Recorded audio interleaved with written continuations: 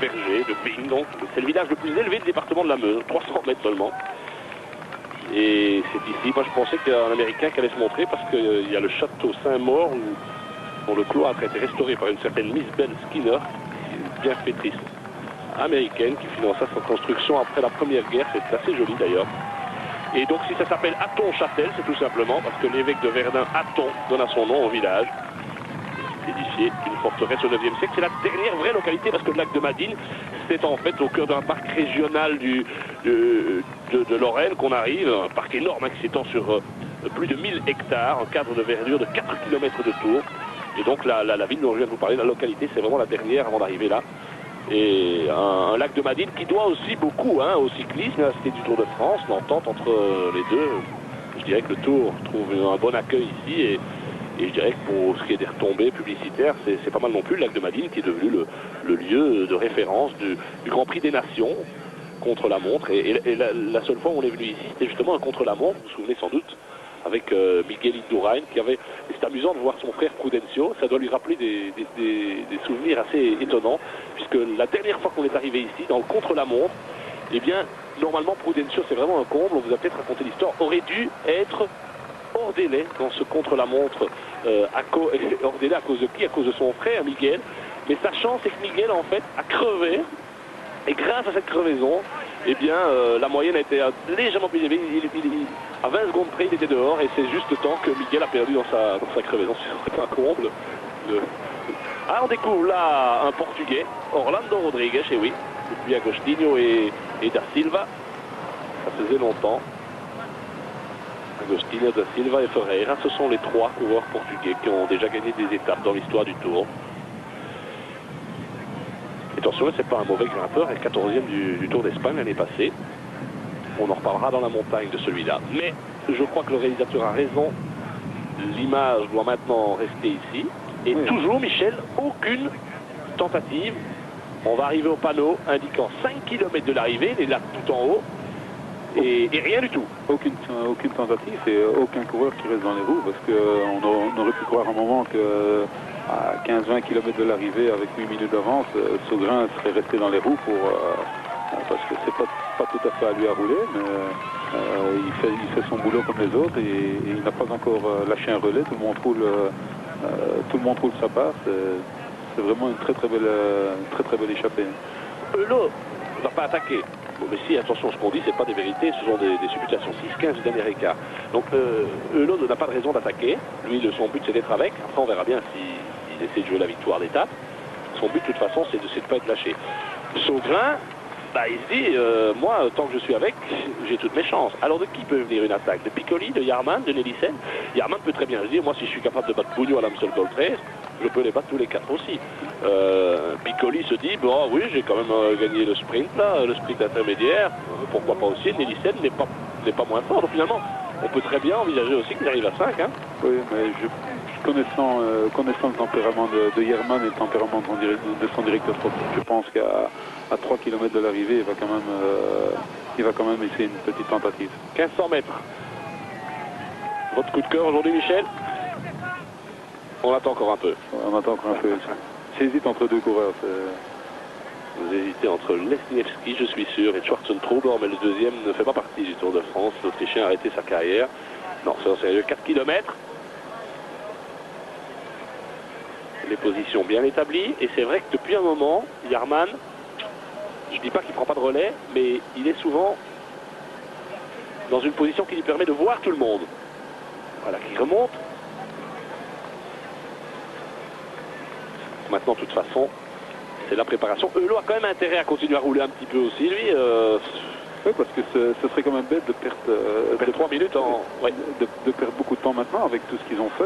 Je crois que ceux qui veulent rester le plus longtemps possible dans le classement doivent rouler. Je crois que c'est un peu le cas de Piccoli, parce que lui, je crois que ce sera le dernier qui va tomber, donc, enfin qui va tomber dans le classement. Dans la montagne, je crois que c'est lui qui va rester le plus longtemps en tête du classement de ces 5 zones. Donc lui, il a tout d'intérêt que l'avance, que l'écart reste le plus grand possible. Et n'oublions pas demain une étape qui s'assimile à un véritable traquenard.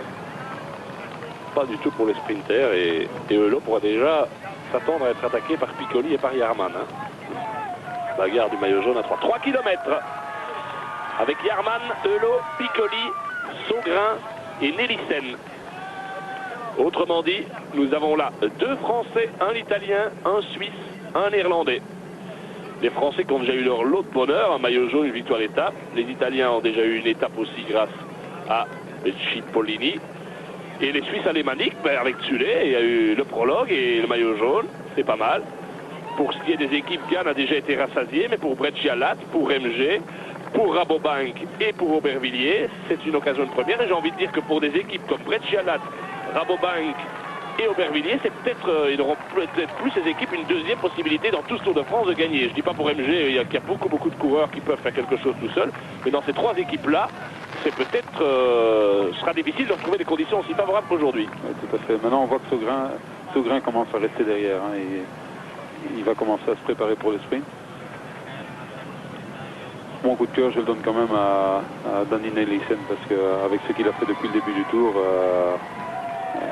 il faut lui lever son chapeau. Permettez-moi aujourd'hui d'être d'accord avec vous. Ça n'a pas toujours été le cas. Alors, Nelissen, qui aimerait bien momentanément, quelques instants, avoir les jambes de Wilfried là.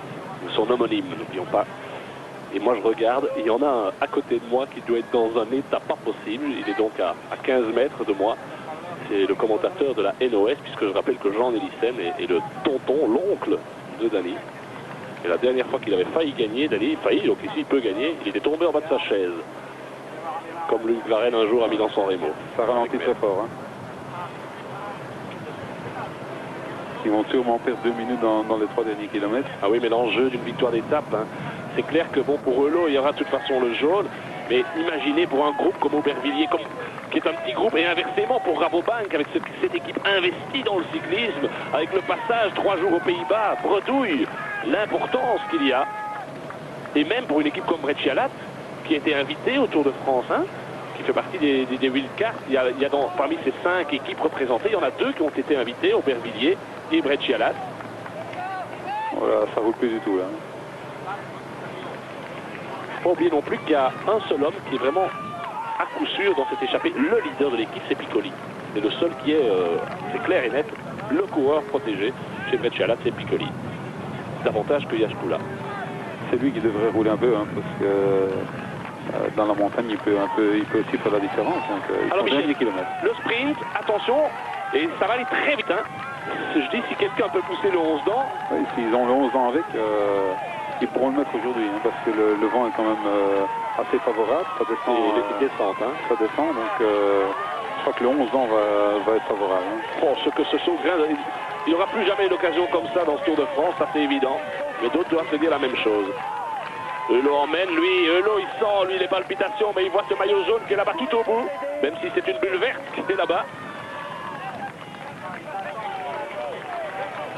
2 lunettes noires. Saugrain qui a mes lunettes aussi. Yarman le client. Nelissen l'homme en forme. Saugrain la surprise. Piccoli le grimpeur et Eulot le maillot jaune. Eulot emmène. Nelissen qui va lancer l'attaque le premier.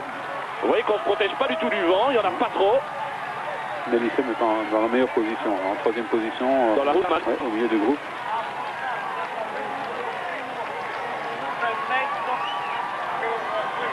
Nelissen qui quand même se méfie un petit peu de Piccoli et de Saugrain, il se retourne beaucoup. Eulot qui lance, mais le sprint n'est pas lancé, c'est vraiment une finale de poursuite, de sprint. Hein. Oui. Et c'est Saugrain qui lance de loin. C'est Saugrain qui lance de loin. Nelissen qui va directement. Donc c'est lui qui prend ses œuvres. Piccoli résigné. Je me demande si Piccoli... Oh, il part de très loin, Saugrain. Saugrain Nelissen, il prend un risque énorme, mais c'est de loin. Piccoli a eu un problème, hein. Il a eu un problème technique. Est-ce que Saugrain a gagné? Oui, Saugrain qui gagne. Extraordinaire. Saugrain, Nelissen, Yarman, Eulot. Ça c'est inouï. Incroyable. Mais quelle audace, hein, quelle audace. Partir de si loin, c'est pas possible, il devait connaître le final. Sûrement, hein. Et Nelissen qui a cru jusqu'au bout pouvoir le remonter. Nelissen, Yarman, les 2 favoris piégés par cet homme qui confirme donc que n'est pas vainqueur de Paris Tour n'importe qui. Le plus jeune d'entre eux, quel bonheur pour cet homme, c'est invraisemblable ce qui doit se passer dans sa tête. Absolument inconnu au bataillon. C'est vraiment formidable pour une équipe comme ça. Hein. Et je crois vraiment, je l'entends à côté de moi, mes confrères français doivent être en train de pousser un de ces cocoricots comme jamais. Mais qu'est-ce que vous voulez? Ça, c'est vraiment formidable ce qu'a fait ce garçon. Évidemment, s'il avait échoué, on lui aurait reproché de partir de si loin, mais il a osé, il a pris le risque et c'est réussi. Tandis que Piccoli, je me demande si son pied n'est pas sorti hein, de la pédale. Je crois au moment de l'attaque. Regardez Piccoli, on voit qu'il râle derrière, il s'est passé quelque chose avec Piccoli. Mais quelle belle victoire. 5e victoire professionnelle, mais toujours dans des petites courses vraiment de seconde zone. Je ne veux pas dire ça méchamment pour le Tour du Vaucluse, mais c'est vrai que la participation n'est quand même pas la même. Et regardez-moi ça, il se souviendra toute sa vie de cette arrivée. Alors avec les bonifications, Euler ne prend pas de bonification, mais Piccoli n'en prend pas non plus. Donc au fond, c'est Jarman qui parvient lui à prendre 8 secondes de bonification. Donc